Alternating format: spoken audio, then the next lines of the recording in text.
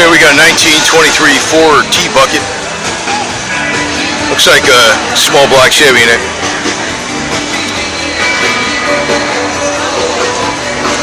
Assume that's a small block Chevy. HEI, yeah, HEI in the background is. Yeah.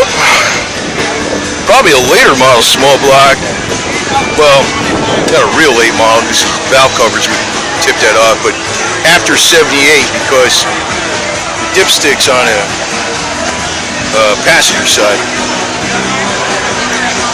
But before 86, probably like, or before 87.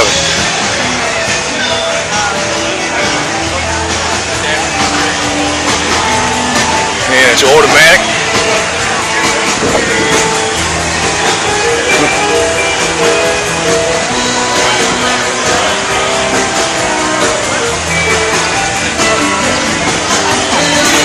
You know, it's a shame these kind of cars got to be so much money because these were the ones that you got back in the 50s or early 50s. You know, nobody back in the mid-50s and the late 50s and early 50s and early 60s was buying brand new cars and hopping them up unless you were some rich kid that, you know, people couldn't afford buying. You know, people using old, like there, people in the 70s were fixing up the 60s cars and 50s cars. Back in the 50s and 60s, people were riding stuff like this in the 30s cars, and they were cheap and easy to work on.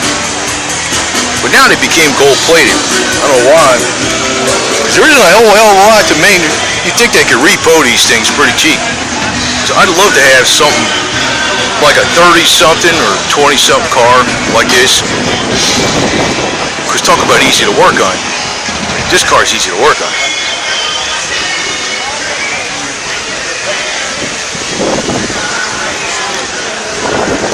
Shit, you could probably put tractor tires on the back of this thing and plow with it for crying out loud out in the field.